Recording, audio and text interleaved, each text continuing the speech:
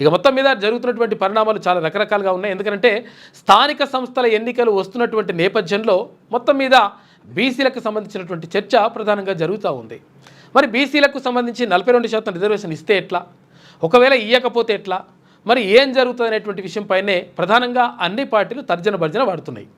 అక్కడ బీఆర్ఎస్ నుంచి అంటే బీఆర్ఎస్ పార్టీ గతంలో 33%గా ఉన్నటువంటి స్థానిక సంస్థల్లో ఉన్నటువంటి బీసీ రిజర్వేషన్ని 23% తగ్గించినటువంటి కేసీఆర్, ఆయన కుమార్తె అయినటువంటి కవిత కూడా ఇప్పుడు మాట్లాడుతూ ఉంది.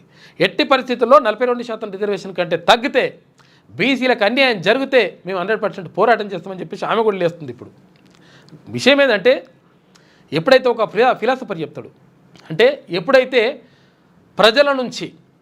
ప్రజల నుంచి తీవ్రమైనటువంటి ఒత్తిడి ఏర్పడ్డప్పుడు, తప్పనిసరి పరిస్థితి క్రియేట్ అయినప్పుడు మాత్రమే ప్రభుత్వాలు ప్రజలకు అనుకూలంగా అంటే నడుస్తాయి, కానీ ప్రజల మీద ప్రేమతోటి నడవవు అని చెప్పేసి, ప్రజల మీద ప్రేమతోటి చేయి అని చెప్పేసి ఒక ఫిలాసఫర్ చెప్తాడు.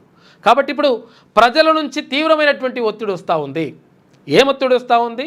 100% బీసీలకు సంబంధించి 42% రిజర్వేషన్ ఏదైతే మీరు అన్నారో ఆ రిజర్వేషన్ని అమలు చేసి తీరాలి ఇక్కడ స్థానిక సంస్థల్లో, అటు విద్యా ఉద్యోగాల్లో. కాబట్టి ఈ విషయానికి సంబంధించినటువంటి అంశం స్పష్టత వచ్చినప్పుడు మాత్రమే ఆ తర్వాతనే మీరు స్థానిక సంస్థలకు ఎన్నికలకు వెళ్ళాలని చెప్పేసి మరి డిమాండ్ వస్తూ ఉంది. ఈ నేపథ్యంలో అన్ని పార్టీల్లో కూడా ఇప్పుడు ఒక చర్చ మాత్రం జరుగుతూ ఉంది.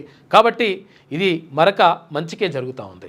6వ తరగతి నుండి 10వ తరగతి విద్యార్థులకు గొప్ప అవకాశం. ఏపీ, తెలంగాణ మరియు సిబిఎస్ఈ విద్యార్థులకు ఎలాంటి అడ్మిషన్ ఫీజు లేకుండా సంవత్సరానికి కేవలం 1000 రూపాయలకే ఐఐటీ స్టాండర్డ్స్ తో ఆన్లైన్ ట్యూషన్స్ చెప్పబడును. 15 ఏళ్ల సుదీర్ఘ అనుభవం గల ఫ్యాకల్టీతో క్లాసు నిర్వహించబడును. ఇప్పుడే ప్లే స్టోర్ నుండి ధర్మవాహిని యాప్ ని డౌన్లోడ్ చేసుకోండి. వివరాలకు సంప్రదించండి 7893051526.